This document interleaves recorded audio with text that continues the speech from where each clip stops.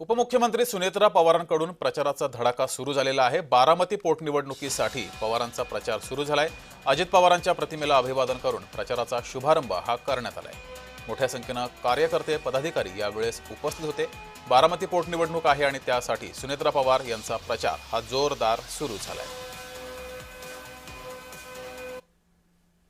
ज्या संबंध पार्श्वभूमीवर ही निवडणूक होत आहे, खरं तर अजितदादा आपल्या सगळ्यांमध्ये नाहीत, हा विचार आजही मनामध्ये कुठंतरी रुजत नाहीये।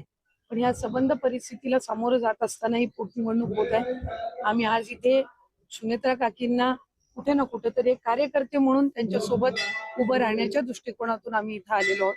पण मला खात्री आहे की संबंध बारामतीची जी ही जनता आहे, मायबाप जनता आहे, ही आदरणीय अजितदादांच्या पश्चात आज सुनेत्रा काकींना सुद्धा इतकंच भरभरून प्रेम, आशीर्वाद आणि पाठबळ देतील।